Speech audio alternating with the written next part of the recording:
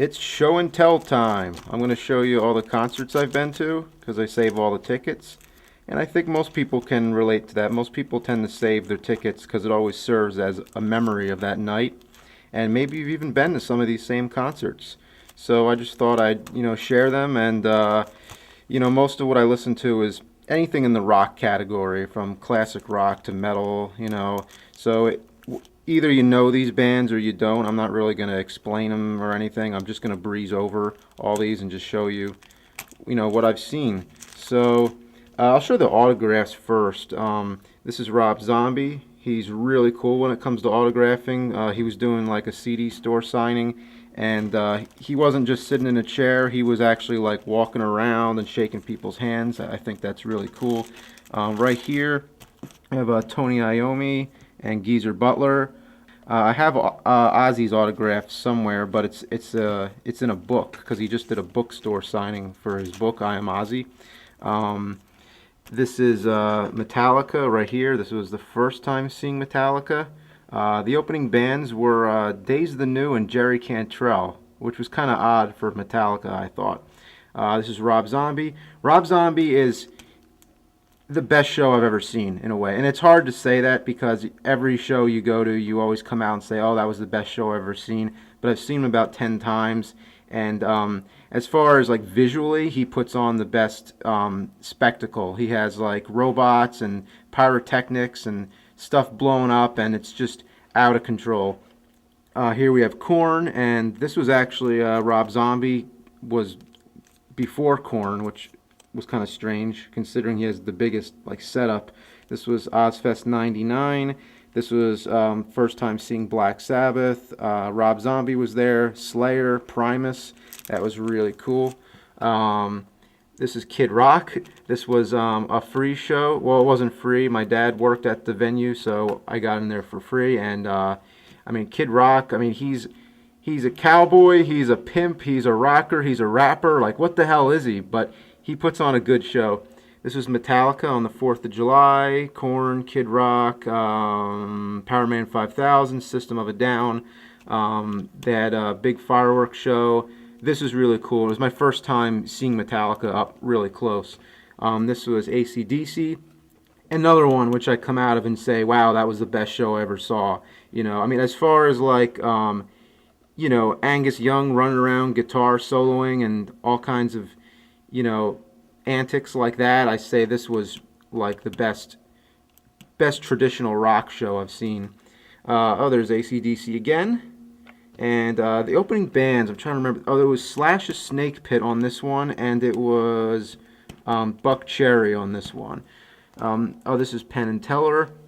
Their magic shows are incredible if you see them. And they autographed it for me. They took my sister up on stage and played a joke on her. It was like one of those magic tricks where the whole audience is in on the joke, except the person on stage. And I remember after the show, Penn said to me, for the rest of your life, you keep your goddamn mouth shut. Actually, I don't remember who's who. But Ozfest. This was 2001. This was Black Sabbath again. And I think it was Marilyn Manson that year, Slipknot. This was a picture with Ozzy. This is a Polaroid. Remember those? This was when his album Down to Earth came out. This wasn't the bookstore signing. This was a different night. It was very strange because you had to go buy the album at midnight. They give you a wristband, and then you have to come back another day wearing the wristband all week and then get the picture. And it was very excessive. He had this throne and big Ozzy banner in the background. It was very strange. This is Tool, and what can you say about Tool? They're fucking amazing. This is Ozzy Osbourne and Rob Zombie.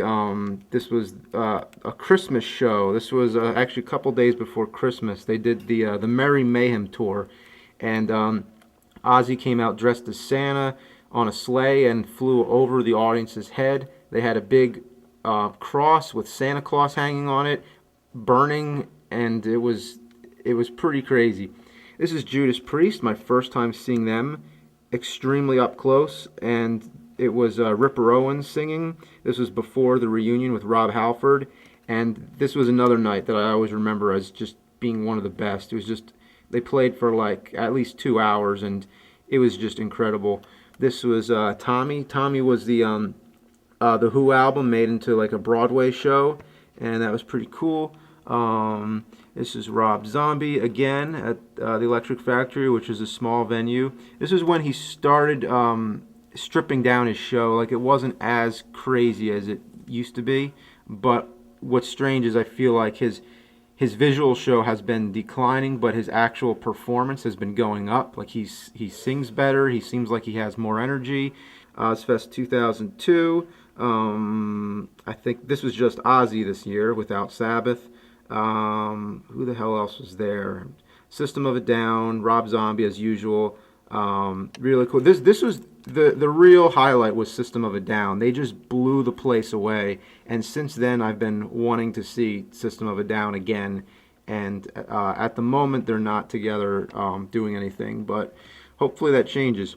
Heavy Metal Parking Lot. This was really cool. Heavy Metal Parking Lot is a documentary that's filmed in a parking lot of a Judas Priest concert. The filmmaker was there, and they screened it, and it was really cool because it felt like you were at the parking lot because the people in the audience were reacting the same way that people were on the screen. So it was like a mirror almost. And the best part of the night after that, a Black Sabbath tribute band played called Sabracadabra, and they looked like Sabbath, they sounded like them, and they did a big visual show and stuff. It was very, very cool. That's Phantom of the Opera, the play, and over here we have ZZ Top, which they're awesome. Opening for ZZ Top was Ted Nugent, who was really great as well. This is Rock the Mic, which is very non-typical. What I usually go to is Jay-Z, 50 Cent, and many, many other people. My friend who's really into hip-hop music, took me there. It was just, just a good time. This was Metallica. This was the second Summer Sanitarium concert. It was Limp Bizkit, Linkin Park, all these other people. But once Metallica hit the stage, it was like, that's what it's about. Weird Al is phenomenal. Weird Al changes costume after every song. He comes out into the audience and he puts on an amazing show. Here's a couple concerts that I've been to that I don't have tickets for, but I still needed to put something in here to remind myself. This one was at a Monster convention actually. It was one member from Blue Oyster Cult and two members from the Alice Cooper Band. And there was also a Black Sabbath tribute band called After Forever. And they didn't do the whole visual thing as Sabracadabra does, but still they sound amazing, and they really put on a good show. This was Sammy Hagar. This was another one that my dad got me into for free because my dad goes to a lot of these conventions in Las Vegas. And this was crazy because Sammy Hagar, he puts on a good show. I mean, he's always having fun, and the fun he has transcends onto the audience. And they had the drummer from Red Hot Chili Peppers. Forgive me, I don't remember his name, but he came out and played drums, and they played Rock and Roll by Led Zeppelin. And then the craziest thing of all, Vinnie Paul and Dimebag Darrell came out, and they played Wild Thing and a couple other songs. So that was really strange, like half of Pantera and Sammy Hagar. And it was very unfortunate that later that same year, Dimebag Darrell was shot on stage to death. And, it's just, I seen him there. He had a great time. It was like he spent his life doing what he enjoyed. Here's Stomp. And Stomp is kind of difficult to explain, but it's a really, really awesome show. It's people using trash cans and all kinds of objects to make music, and all the different rhythms and stuff they come up with. It's like, you just got to see it. The producers, I've seen the movie with Gene Wilder and the remake as well. I like them both. And this was, first time seeing it live, and that was really cool. We have Montgomery Gentry, which was a country rock concert. That was another one that my dad and I went to, and that was really awesome. I didn't even know who they were before the show, and we went to see him, and it just blew us away. Sammy Hagar again. Here we have The Offspring. The Offspring was sounded fantastic. Ozfest 2004. Wow, I couldn't even explain what this was like. Okay, it was Judas Priest opening for Black Sabbath. This was the first time with the Rob Halford reunion. But this very night, Ozzy was sick, so he did not take the stage. Instead, they had Rob Halford from Judas Priest sing for Ozzy, and it was just crazy. It was such a weird night, and since then, that's been a historical concert. So I feel, even though I didn't get to see Ozzy that night, I still feel privileged to have been there. Um, Michael Moore, there's not really much to say about that. Just a speaking thing. This was I think my fourth time seeing Metallica, and I was like right up to the stage. I was as close as you can get, like against the rail. And you know how they throw out guitar picks and drumsticks a lot, toward the end. Well, this was one of Kirk Hammett's guitar picks. I caught it, and that was one of the best days of my life. This was 76ers. I don't really follow sports much, but I don't mind basketball sometimes, and that was just a night. And this was Sammy Hagar again. Okay, this is my third time seeing Sammy. I don't remember which one it was, but one of them, Michael Anthony, joined him on stage, and they played for about 3 hours. It was crazy, but I don't remember exactly which night that was.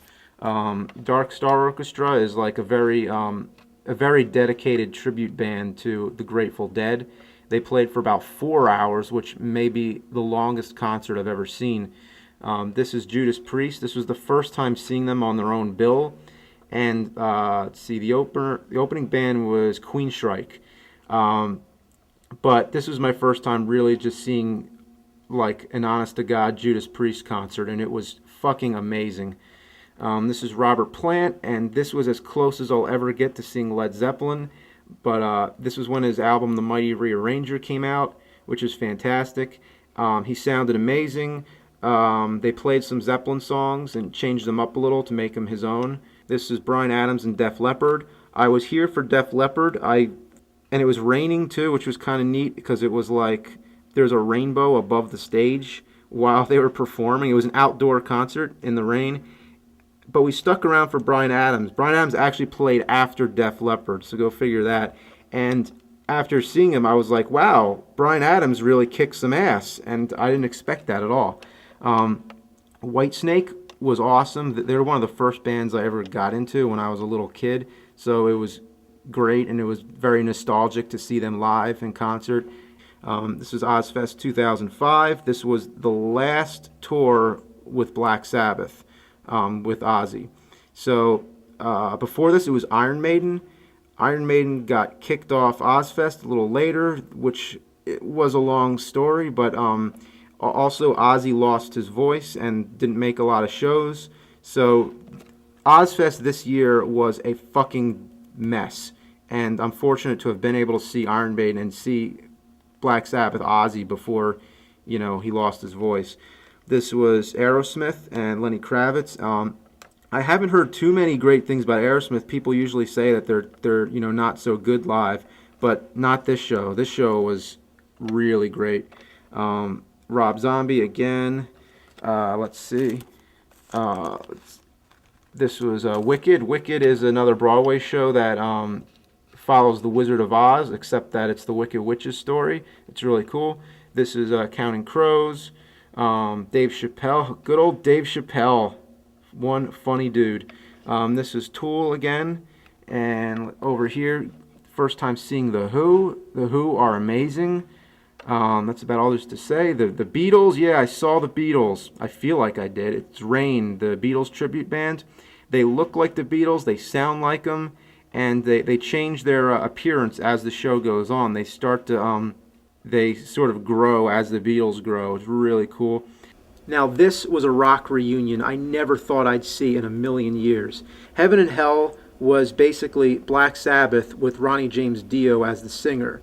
I don't want to get into it too much, but after Ozzy left the band, he was replaced by Ronnie James Dio and several other singers throughout their career. But the Dio era is very underrated, and Formerly, they used to play some Ozzy songs live when they're with Dio, but now they concentrate just on the Dio era, and they changed the name to Heaven and Hell to distinguish it from the Ozzy Black Sabbath, because usually when people think Black Sabbath, they think Ozzy. So they've kind of let it be two separate bands now, which I understand why they did that, and I think it was a good idea. But it was just amazing to see them with Dio again and hear all those songs being played that they haven't played in so many years. And the opening band here was Megadeth, and they were awesome as well. This is Counting Crows with Live and Collective Soul. Over here, this was Ozfest 2007. This was a free show for, if you buy the album Black Rain, it was free. I don't know how that worked out, but it did. It was the first Ozfest I went to where I wasn't sweating my nuts off because it was actually raining. And here is Heart. This was seeing them up close. They really rocked the shit out of the place. It was great. Trans-Siberian Orchestra, Christmas rock music. This was Ozzy Osbourne, Rob Zombie again. And over here we got, oh my God, I don't even know how to explain this. This was at E3. This was not only a free show, but a surprise show as well. I had no idea I was seeing The Who until a couple hours before it started. It was a promotion for the game Rock Band. It was Rock Band 2, I believe. And The Who comes out on stage, and you'd think it was just like they'd play a few songs or just a little thing for, you know, a video game promotion. But no, it was a Who show. They played a full set, and you wouldn't have even known it was a special, like, private concert. So that was amazing. This was Def Leppard again with Styx, REO Speedwagon. The Metal Masters tour. This was a heavy metal fan's dream. It's Judas Priest, Heaven and Hell, and Motorhead. So 3 of the best metal bands all on one bill, which is really cool. This is Journey with Heart and Cheap Trick. Seeing Heart up close was way better than when I saw him here because I saw him from very far away, and sometimes that makes a big difference. If you're in a large venue, the acoustics are different, and it's just, you know, it's always better when you see them in a small place. AC/DC, they don't come around too often, but when they do, they're phenomenal. And again, this one reminded me of how awesome they really are live. This is Metallica again. I think this is my 5th time seeing them. And this was with the Death Magnetic tour. And good for them that they played a lot of Death Magnetic on this tour. So they mixed up a lot of new stuff with old stuff, and that's really cool. Over here, got ZZ Top and The Offspring, which is a very odd combination, to say the least. But that was a great show.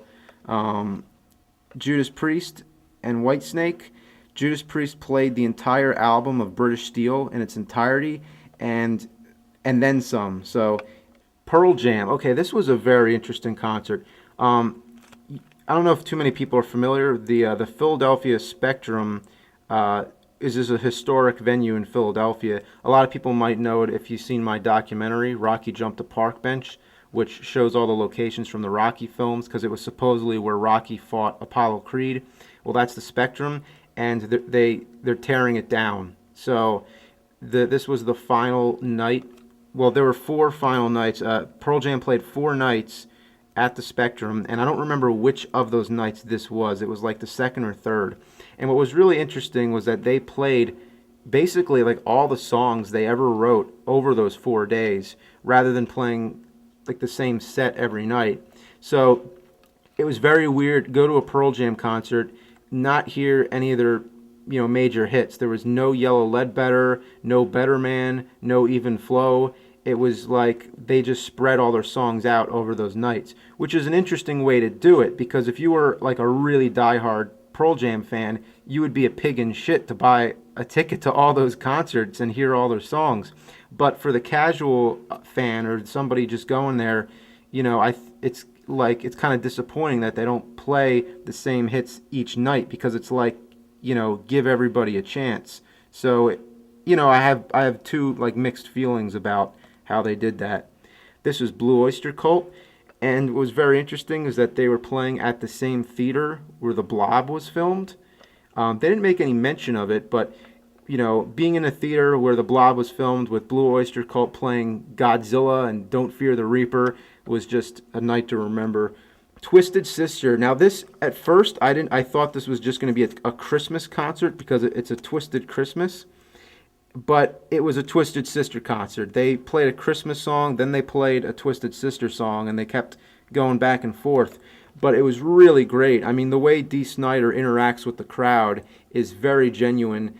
This is Rob Zombie for, I think this was the 10th time seeing him. And well, that was the last concert I've been to. So there's plenty more memories to be had. I hope you enjoyed. And yes, we are on a snare drum, which is coincidence. I actually just liked the overhead light over here. I just wanted a good spot to sit down and hold the camera. But it's very appropriate. We're on a snare drum. So, have a good day.